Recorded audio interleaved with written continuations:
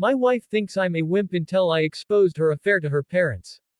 Reddit cheating stories. I never thought I'd be the kind of man who would be called a coward, least of all by the woman I loved. But the moment my wife looked me in the eyes and called me a wimp, something inside me shifted. For years, I had bent over backward for her, sacrificed my pride, and excused behaviors that gnawed at my soul.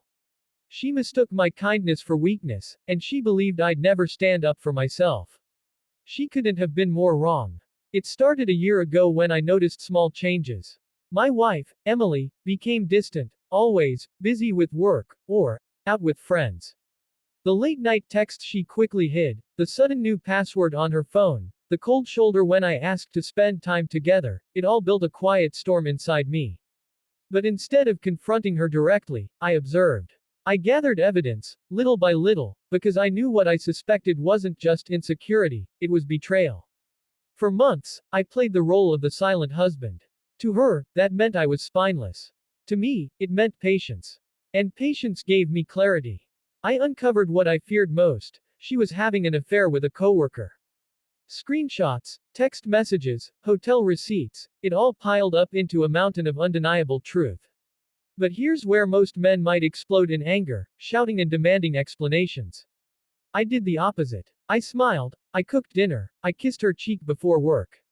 Because I knew, when the time came, my silence would be her undoing.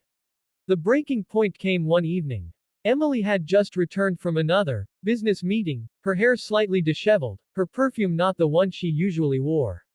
She looked at me with irritation as I asked if she wanted dinner. You know what, Mark? She snapped. You're such a wimp. You never argue. You never fight back. You just exist. No wonder I'm not happy. Her words cut deep, but instead of showing pain, I just nodded. You think I'm a wimp? I asked quietly. She rolled her eyes, muttered something under her breath, and walked off. That night, I made a decision. The following weekend, I invited her parents over. Emily was thrilled, thinking it was just another one of my attempts to play the perfect husband. She dressed up, prepared snacks, and acted like the loving wife in front of them. I let her play her part. When we all sat down, I cleared my throat and said, there's something important I need to share with the family. Emily froze, her smile stiffening. Her father looked at me curiously, her mother leaned in. And then, with calm precision, I placed my laptop on the coffee table and opened the folder labeled, Proof. Photos, screenshots, hotel bookings, messages that left no room for doubt. The room fell into silence so heavy it pressed on my chest. Emily's mother gasped, covering her mouth. Her father's face turned red with rage. And Emily. She sat there, eyes wide, her facade shattering in front of the two people she respected most. Emily, her father's voice thundered, is this true?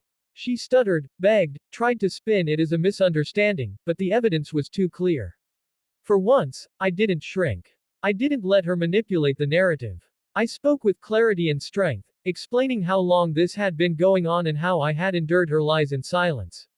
Her parents didn't just scold her, they were devastated. Her mother cried, whispering, how could you do this to him, to us? Her father shook his head in disgust. Emily, who had called me weak so many times, now sat broken and powerless, her voice trembling as she tried to explain away the inexcusable. I looked at her calmly and said, you called me a wimp, Emily.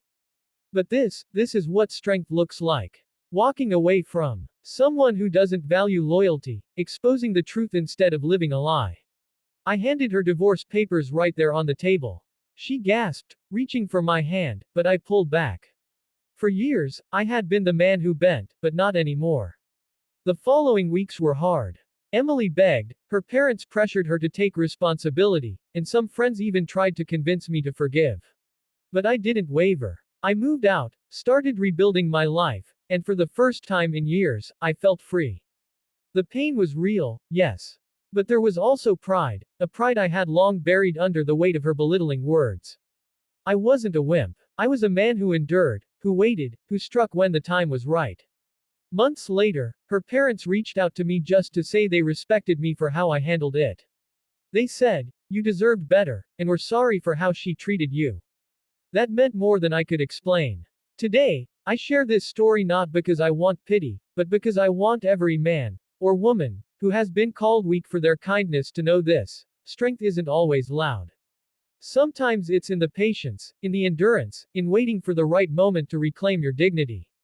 Emily thought I was a wimp.